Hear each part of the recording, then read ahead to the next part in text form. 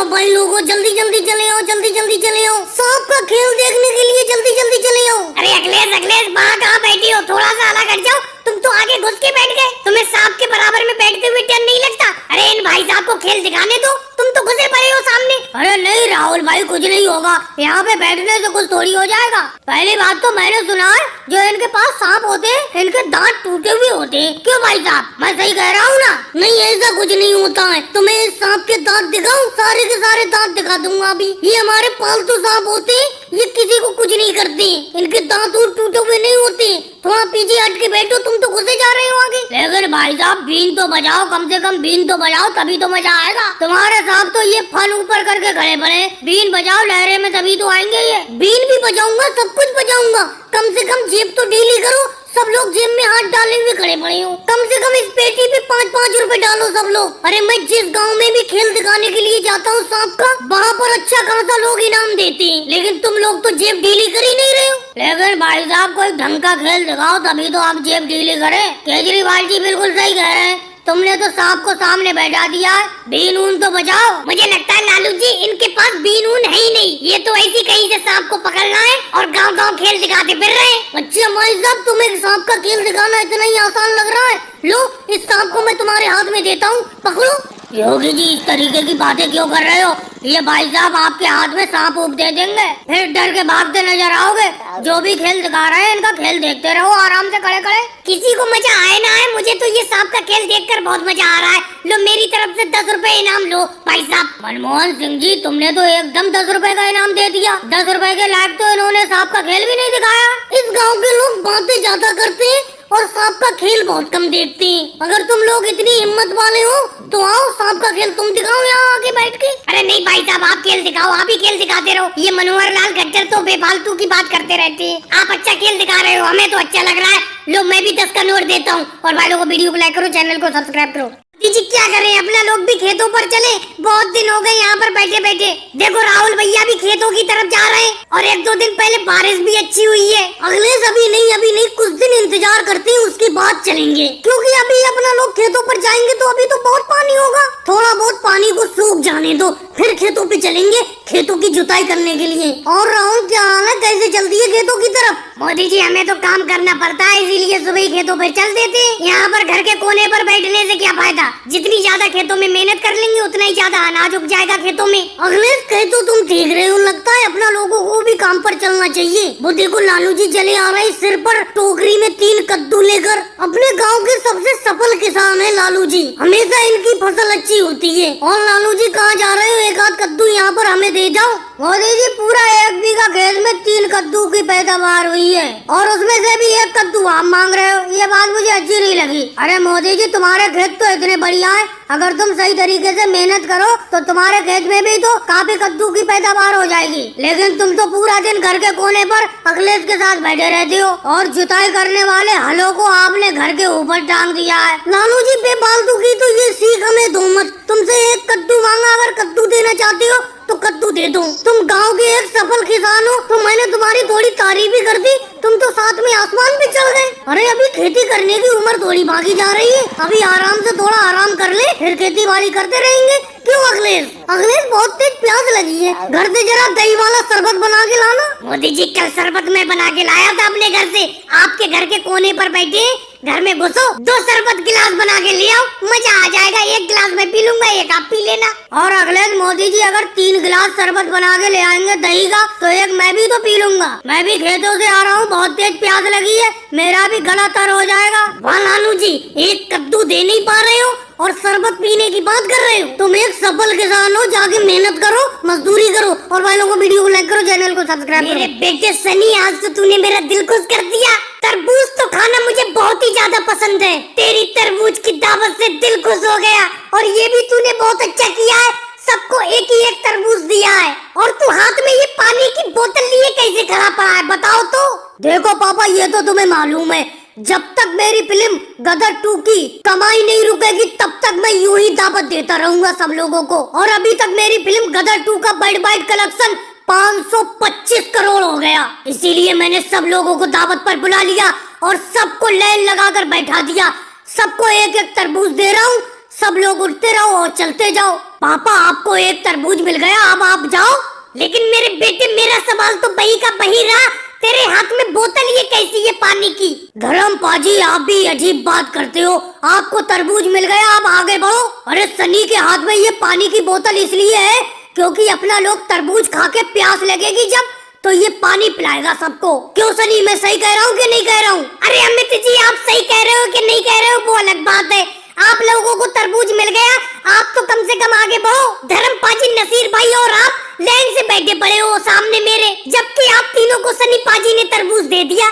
सनी मैंने तुम्हारे साथ चालबाज फिल्म की थी, बड़ा मजा आया था फिल्म करने में। हाँ रजनीकांत जी, मजा तो मुझे भी आया था। पापा, नसीर भाई, अमित जी, आप सब लोगों को मैंने तरबूज दे दिया। रजनीकांत जी बिल्कुल सही कह रहे हैं, आप सब लोग उठो, पीछे मुझे और लोगों को तरबूज देना है, आप लाइन से आगे हटो। अरे सन्नी, हमें तो ये लगा था तुम एक तरबूज हमें और दोगे। तुम्हारी फिल्म गदर 2 ने 525 करोड़ का वर्ल्ड वाइड कलेक्शन कर लिया और तुम हमें एक ही तरबूज देकर चलता कर रहे हो। कम से कम एक तरबूज और दो, तभी तो मैं लाइन से हटूंगा। पापा एक बात बताओ, जब आगे से आप ही नहीं हटोगे तो नसीर भाई और अमिताभ सर जी ये आगे से कैसे हट जाएंगे? आप तो हटो, बहुत लंबी लाइन लगी हुई है, मुझे सब लोगों को तरबूज बांटना है। सनी पाजी, मैं ये तरबूज की दावत छोड़ के चला जाता हूँ। एक बात बताओ, ये अमिताभ सर जी, नसरुद्दीन शाह जी और धर्मेंद्र पाजी, इन तीनों को तरबूज मिल गया, ये आगे से हट क्यों नहीं रहे? ऐसा करो, ये लाइन से हटे ना हटे, हमें तरबूज उठा उठा के दे दो। तुम्हारा एक तरबूज खा के मैं फिर से गदर 2 फिल्म देखने के लिए जाऊँ। और भाई लोगों, वीडियो को लाइक करो, चैनल को सब्सक्राइब करो। सही से तोलो, आप सही से आम को तोल ही नहीं रही हो। मैं आपके पास कच्चे आम लेने के लिए आया था क्योंकि मुझे कच्चा आम का अचार बनवाना है, लेकिन आप इतना ज्यादा महंगा 100 रुपए किलो कच्चा आम बेच रही हो। चलो वो भी कोई बात नहीं, मैं ले रहा हूँ, लेकिन कम से कम आम को सही से तो तोलो। आप आम को सही तरीके से नहीं तोल रही हो, कम तोल रही हो। देखो मोदी जी, आपको कम लग रहा है तोलना मेरा, मैं आम को बिल्कुल सही तरीके से तोल रही हूँ। देखो ये देखो, अगर आपको लेना है मुझसे आम तो ले लो, नहीं लेना है तो मत लो। कच्चा आम लेने वालों की कमी नहीं है मेरे पास। मोदी जी, अगर तुम नहीं लेना चाहते हो कच्चा आम तो मत लो, तुमने तो टोकरी भर के कच्चे आम ले लिए। अब तो सोनिया जी के पास थोड़े ही बहुत कच्चे आम बचे हुए हैं, वो सारे के सारे कच्चे आम सोनिया जी मुझे तोल दो। योगी जी ऐसे कैसे तोल दो? सोनिया जी सारे के सारे कच्चे आम मुझे को तोल दो। मोदी जी, अभी तो आप मेरी मम्मी से कह रहे थे कि मम्मी जी सही तरीके से कच्चे आम को नहीं तोल लेंगे, अब कह रहे हो कि सारे के सारे तोल दो। ऐसा करो मम्मी जी, योगी जी इतनी देर से बैठे हुए हैं, इन्हें 10 किलो कच्चे आम दे दो। मोदी जी आप 10 किलो कच्चे आम कम ले लो। देखो राहुल, तुम तो ज्यादा बोलो मत। बहन सोनिया जी, जब मैं तुम्हारे पास आया था तो उसी टाइम मैंने कह दिया था कि जितने भी कच्चे आम है सारे के सारे मैं ही खरीदूंगा आपसे। बात को मेरे पीछे ये योगी जी आके बैठ गए, ये थोड़े कच्चे आम मांगने लगे, लेकिन जब मैंने सारे के सारे कच्चे आम लेने के लिए कह दिया है तो आप दूसरे को पहले कच्चे आम कैसे दे सकती हो? सारे के सारे कच्चे आम मुझे दो। वैसे सोनिया जी, आप ये कच्चे आम क्या रेट बेच रही हो? मोदी जी को कच्चे आम क्या रेट दिए आपने? योगी जी, मैंने मोदी जी को ये कच्चे आम 100 रुपए किलो दिए। तो सोनिया जी, मैं इन आमों का रेट 120 रुपए किलो दूंगा, सारे के सारे आम मुझे दे दो। नहीं योगी जी, अब दाम बढ़ाने से कुछ नहीं होगा, मैंने 100 रुपए किलो ये आम मोदी जी को दे दिए। बात होती है, अब मैं बात से नहीं पलट सकती। योगी जी, अगर दाम बढ़ा के ही तुम्हें कच्चे आम लेना है तो 120 रुपए किलो मुझसे ले लो। मैंने तो 100 रुपए किलो ये कच्चे आम सोनिया जी से खरीदे, 120 रुपए को आपको बेच दूंगा, 20 रुपए किलो का फायदा हो जाएगा। मोदी जी, आपसे तो मैं 50 रुपए किलो में भी नहीं लूंगा, वो तो बात की बात थी सोनिया जी से, इसीलिए मैं कह रहा था अगर सोनिया जी मुझे दे देती तो आपको लेने नहीं देता ये आम में। और भाइयों को वीडियो को लाइक करो, चैनल को सब्सक्राइब करो। बेटे पहले भोजन कर ले, कब तक इतनी कड़ी मेहनत करता रहेगा? भोजन कर ले। राहुल बेटे, तू सुबह भी घर से भोजन करके नहीं आया है, मेहनत पर मेहनत करे जा रहा है, भोजन नहीं कर रहा है। मम्मी जी, मैंने आपसे कहा था कि जब काम हो जाएगा मैं खुद घर आकर भोजन कर लूंगा। आप यहाँ पर क्यों चली आई? अभी तो मोदी जी और अखिलेश ने भी भोजन नहीं किया है। अरे कोई मैं अकेला ही भूखा थोड़ी हूँ, किसी ने भी भोजन नहीं किया है। सोनिया जी, राहुल बिल्कुल सही कह रहा है, थोड़ी देर का काम और बचा है। ये अमित शाह जी के जितने भी आलू हैं उनके खेत से लाकर हम उनके घर पर पहुंचा रहे हैं। बस थोड़े ही आलू और बचे, उसके बाद भोजन करने के लिए राहुल तुम्हारे घर आ जाएगा और मैं अपने घर चला जाऊंगा। लेकिन मोदी जी एक बात बताऊं, आप इन मजदूरों के ठेकेदार हो, कम से कम भोजन का तो ध्यान रखा करो। अरे आप खुद भी भूखे रहते हो और मेरे बेटे राहुल को भी भूखा रखते हो। अरे सोनिया जी, मोदी जी यूं ही सबको भूखा थोड़ी रखते हैं, सबके फायदे के लिए भूखा रखते हैं। वो सोचते हैं जितनी देर में खाना खाओगे उतनी देर में जाने कितनी मजदूरी कर लोगे। और वैसे तो हम तो सब लोग सुबह का खाना खाकर आते हैं। राहुल भैया आप सुबह का खाना खाकर क्यों नहीं आए थे?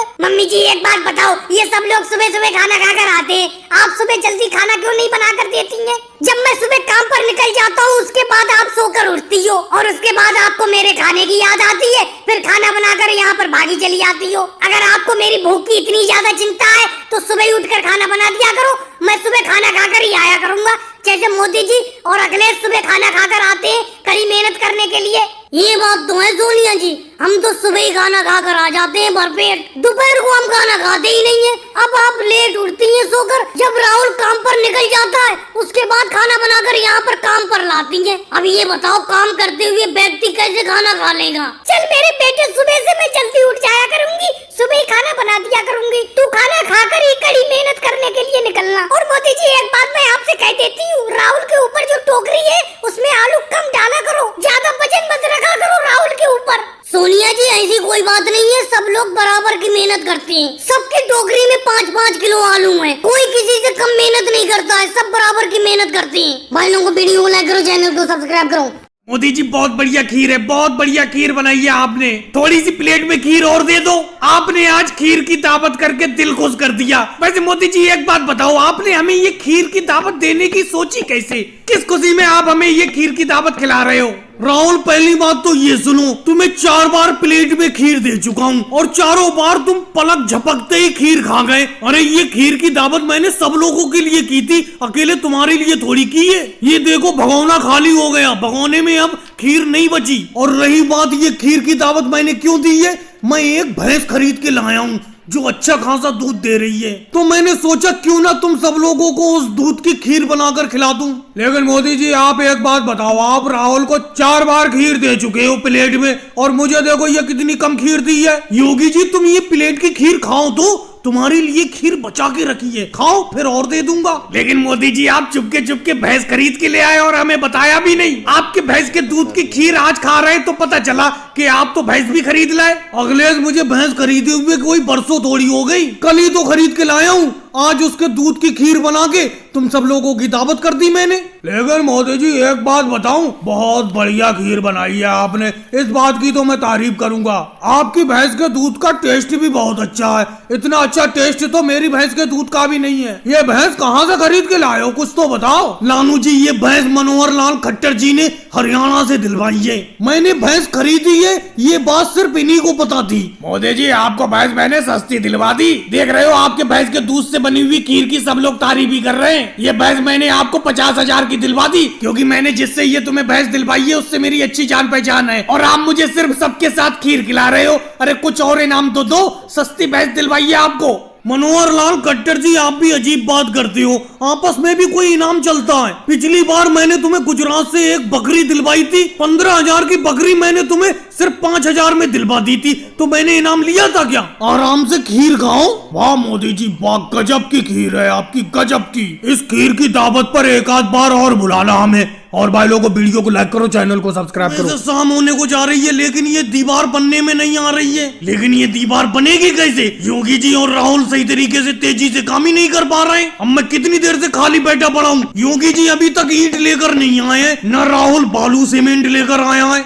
मोदी जी ये देखो आपके पीछे देखो, पीछे ही खड़ा हुआ हूँ मैं, इधर तो देखो। अरे मैं 16 ईंटें ला रहा हूँ एक बार में, गर्दन बैठी जा रही है बिल्कुल ईंट लाते लाते। लेकिन तुम इतनी तेजी से काम करते हो, जरा सी देर में सारी की सारी ईंटें दीवार में लगा देते हो और ऊपर से कह रहे हो कि दीवार बन नहीं पा रही है। योगी जी ईंटें तुम कम ला रहे हो, 16 ईंटें ला रहे हो, 16 ईंटों में काम नहीं चलेगा, कम से कम 80 ईंटें लेकर आओ अपने सर पर। अमित शाह जी ने अपनों को घर बनाने का ठेका दिया है और उन्होंने कहा है कि मुझे घर 20 दिन में बनकर तैयार मिलना चाहिए। मैंने भी कहा था कि हाँ 20 दिन में घर बनाकर तैयार कर दूंगा, लेकिन 15 दिन तो हो गए काम करते करते, अभी तो सिर्फ दीवारें ही बन पाई हैं। कब दीवारें पूरी होंगी, कब उसके ऊपर छत पड़ेगी, ऐसे तो लगता है मुझे 2 महीनों में भी काम नहीं हो पाएगा। राहुल योगी जी तुमने हल्के हल्के काम करके मेरी बात खराब करवा दी अमित शाह जी से। ऐसा है मोदी मिस्त्री जी, अरे आपके यहाँ पर हम मजदूरी नहीं करेंगे, ऐसी मजदूरी जाए बाहर में। अरे सीमेंट बालू मुझे सर पर लाते लाते